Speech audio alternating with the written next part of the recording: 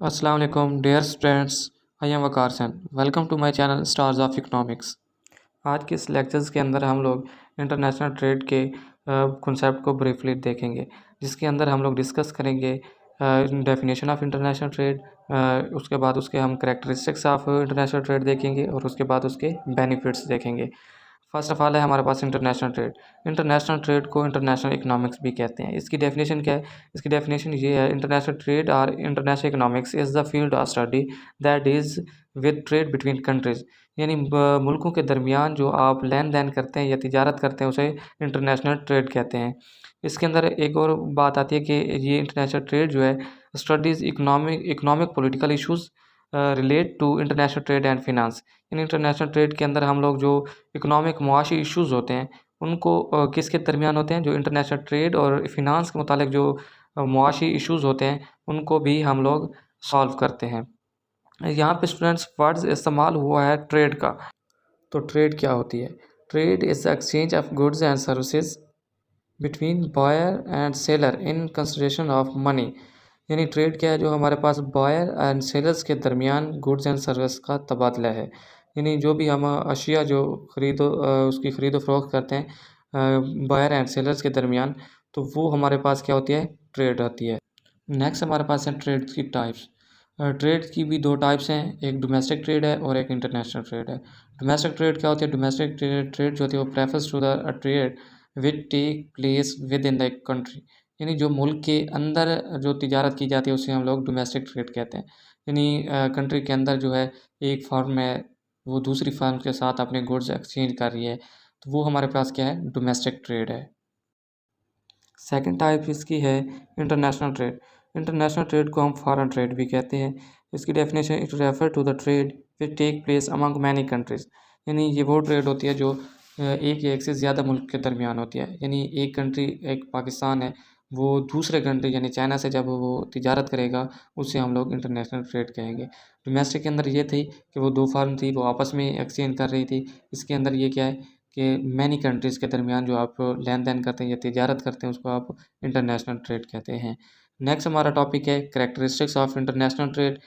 इसके नेचर्स क्या है कि उसको नेचर्स भी कहते हैं या करेक्टरिस्टिक्स भी कहते हैं।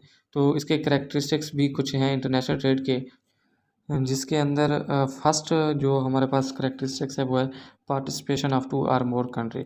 यानी एक इंटरनेशनल ट्रेड के अंदर इसकी खासियत ये है कि इसके अंदर जो है वो दो या दो से ज़्यादा कंट्रीज आपस में ट्रेड कर रही होती हैं। नेक्स्ट हमारे पास है हो हेट्रोजीनियस मार्केट्स। यानी हमारे पास ये है कि मुख्तलिफ मार्केट्स हमें मिलती हैं, कि हमारे पास एक किस्म की मार्केट है, जब हम दूसरे कंट्री के साथ हम लोग ट्रेड कर रहे हैं तो वो हो सकता है वो दूसरा प्रोडक्ट बना रही है।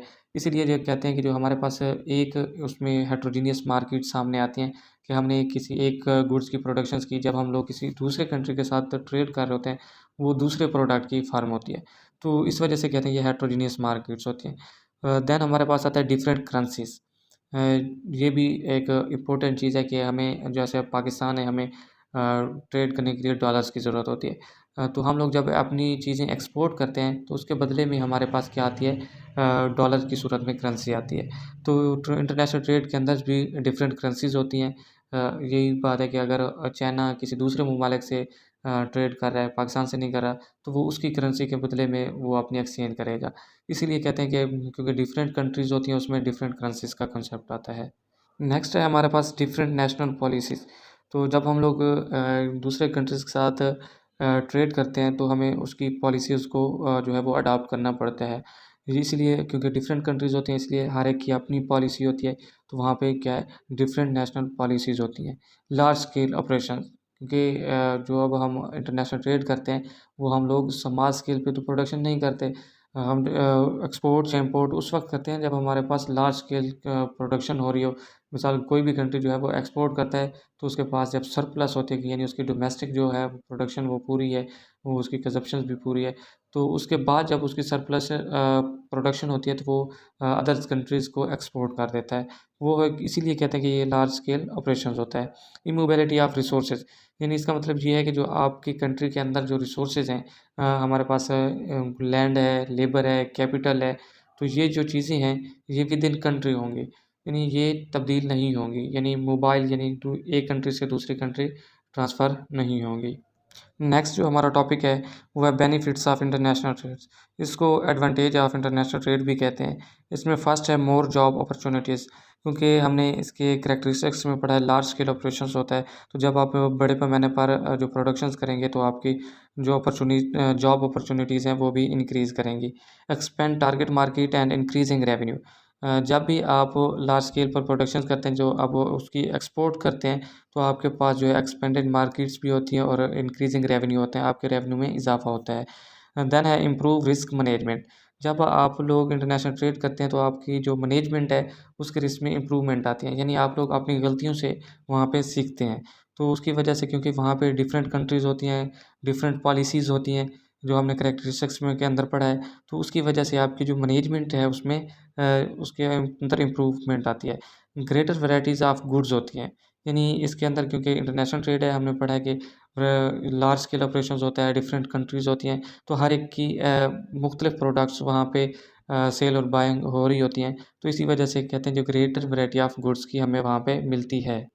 नेक्स्ट जो हमारे पास फिफ्थ स्टेप है वो कहते हैं अपॉर्चुनिटीज़ टू स्पेशलाइज, यानी जो हमें स्पेशलाइज की अपॉर्चुनिटीज़ मिलती हैं। ये किस तरीके से है, स्टूडेंट्स जो लोग जो कंट्रीज़ जो है एक्सपोर्ट करने में माहिर है, यानी उसके अंदर जो लेबर इंटेंसिव टेक्निक्स किसी एक गुड्स को प्रोड्यूस करने के लिए बहुत अच्छा काम करती है।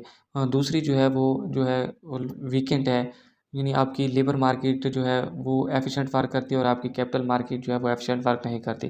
तो आप जो लेबर मार्केट से आप जो वर्क लेंगे वो आप लोग एक्सपोर्ट कर देते हैं, और जो आप लोग दूसरे कंट्रीज़ जो आपकी कैपिटल जो एक्सपेंसिव वो प्रोड्यूस हो रही थी वो आप इंपोर्ट कर देते हैं।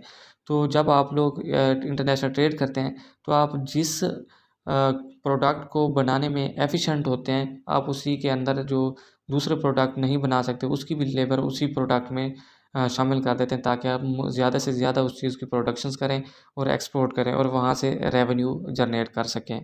स्टूडेंट्स, ये हमारे पास थी आज का लेक्चर जिसमें हमने इंटरनेशनल ट्रेड को भी डिस्कस किया, उसके बाद उसके करैक्टरिस्टिक्स किए और उसके बाद उसके बेनिफिट्स देखे। तो यहाँ तक स्टूडेंट्स अगर आपको कोई कन्फ्यूजन है तो आप हमारे कमेंट सेक्शंस में हमें वहाँ पे कमेंट करके पूछ सकते हैं। तो अभी तक आपने हमारे चैनल को सब्सक्राइब नहीं किया तो आप हमारे चैनल को सब्सक्राइब भी करें, बेल आइकन भी प्रेस करें और दूसरे दोस्तों तक भी शेयर करें, ताकि जब हम लोग नए वीडियो अपलोड करें तो आपको ईज़िली उसका नोटिफिकेशन मिल सके। Thank you. अल्लाह हाफ़िज़।